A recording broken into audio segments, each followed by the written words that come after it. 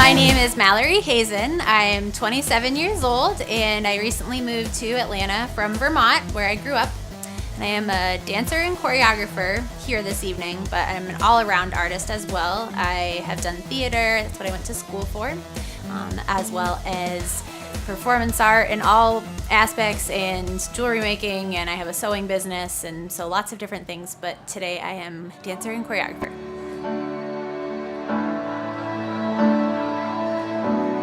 I'm sorry that I couldn't get to you.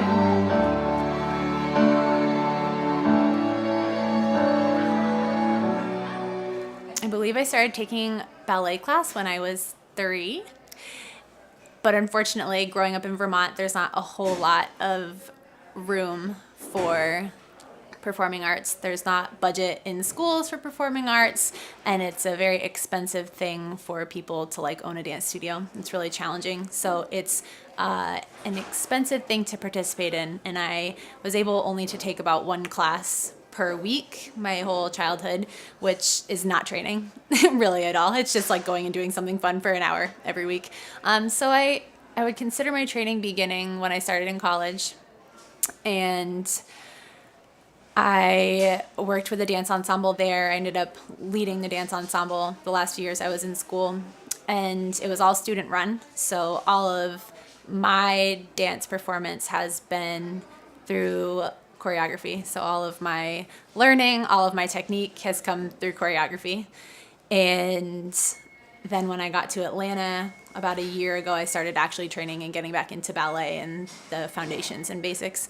And throughout all of that, I've had the opportunity to perform, which has been lovely. And I went to school for musical theater, so I did performance there and theater all through high school and everything. So my whole life. Today, there were 2 pieces performed. One of them was a duet that I danced with my friend DeMonte. And then I had a group piece with 5 ladies that I did not dance in, but I choreographed and created both of them.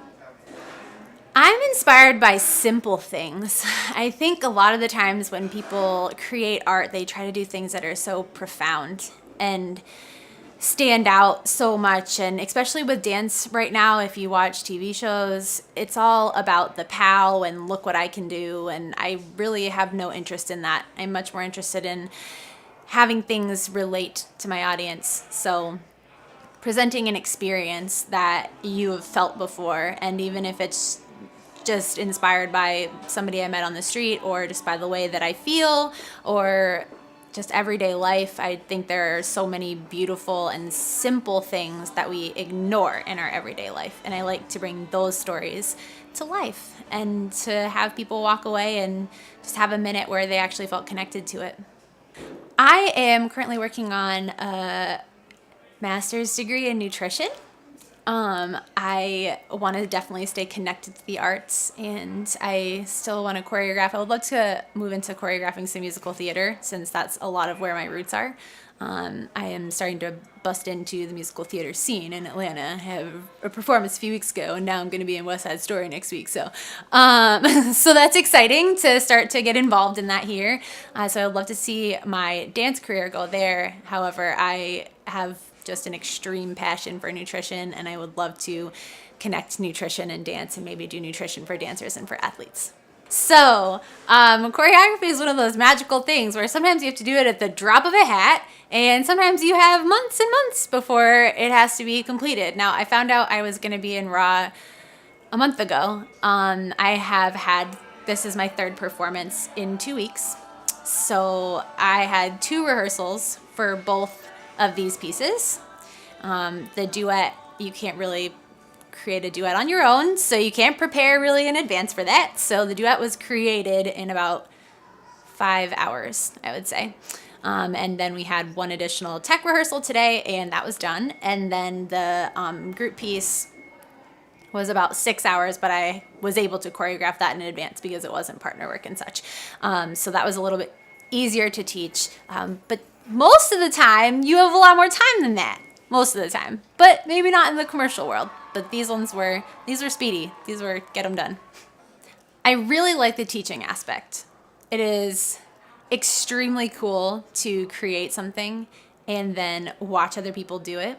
And it's this ability to perfect something that I get to give that away to people. So like my 5 girls that I didn't dance in that piece, it becomes a point in which they start asking me questions and I stop giving them answers and just tell them that it's theirs. And they're able to then tweak it in their own ways, and I can look at them and help them tell the story. And it's really amazing to watch other people tell your story and to not have to speak that and to not have to necessarily dance it on your own.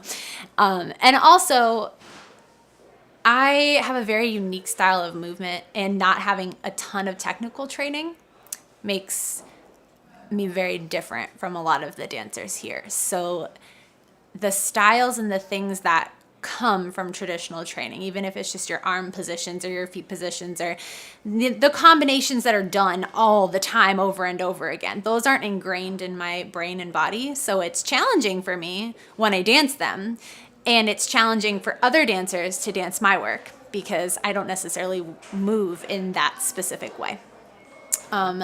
So I definitely love to dance and love to perform, but I just am so much more excited about the creation of the art.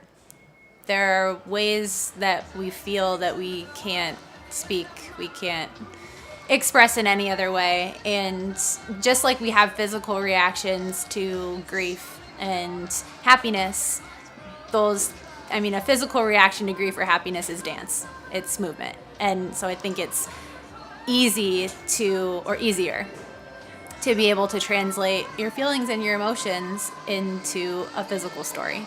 Sometimes it's easier to dance it than to say it. And so dance can be just that perfect expression of what you just can't say sometimes, what you can't figure out how to say sometimes, and sometimes it just comes out through your movement.